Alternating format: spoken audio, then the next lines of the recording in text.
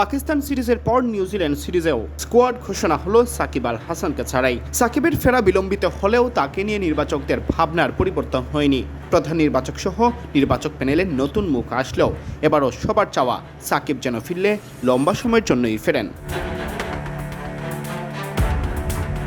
Test ও টি-20 থেকে অবসরের ইচ্ছার কথা জানালেও সাকিব ওয়ানডে থেকে এখনও অপশন নেননি। অবশ্য বিডি ক্রিক টাইমকে দেওয়া সাম্প্রতিক সাক্ষাৎকারে 3 ফরম্যাটেই দেশের মাটিতে খেলে অপশন নেওয়ার ইচ্ছার কথা জানিয়েছিলেন। বোর্ড অবশ্য সাকিবকে ওয়ানডে ফরম্যাটে 2027 বিশ্বকাপ পর্যন্ত দেখতে চায়। এবার সে কথাই জানালেন প্রধান নির্বাচক হাবিবুল বাশার।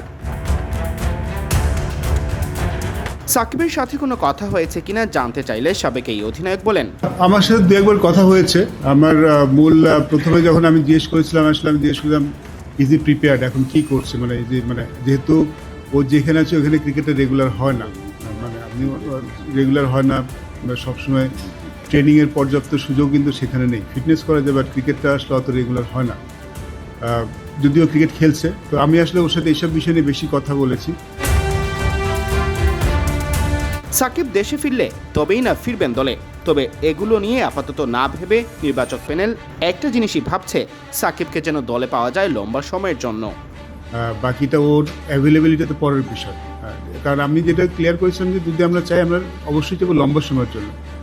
এবং যেহেতু আমরা এই সময়টুকু আমাদের ওয়ার্ল্ড কাপের আগে সময়টুকু থাকবে, কিন্তু ওয়ার্ল্ড কাপ নিয়ে প্ল্যান করা নেই। যদি চাই লম্বা সময় সব কিছু ঠিকঠাক থাকে, আমরা তো অবশ্যই চাই তাকে লম্বা সময়ের জন্য চাই। আর আলাপটা আসলে এটাই হয়েছে যে আসলে সে কতখানি prepared, because preparation is very important. International cricket কিন্তু ডিমান্ড লট অফ থিংস। তো ইন্টারন্যাশনাল ক্রিকেট খেলার আগে নিজে প্রিপেয়ার হওয়াটাও অনেক দরকার হয়। বিশ্বকাপের আগে নতুন করে দলে পরীক্ষা নিরীক্ষার কোনো সম্ভাবনা নেই বলেও জানান প্রধান নির্বাচক। তাই স্বভাবতই সাকিবকে বিশ্বকাপ পর্যন্তই দেখতে চান। দেখুন, বাংলাদেশ টিম যখন খেলবে আমাদের ফার্স্ট প্রায়োরিটি থাকে কিন্তু ম্যাচটা জেতা। আমরা যখন টিমটা বানাবো, যে টিমটা করলে আমরা জিততে পারবো, ওইখানে আমরা কীভাবে একজন দুজনকে আমরা যারা দেখছি তখনই আমরা দেখবো আমাদের যেমন সেকেন্ড অপশন।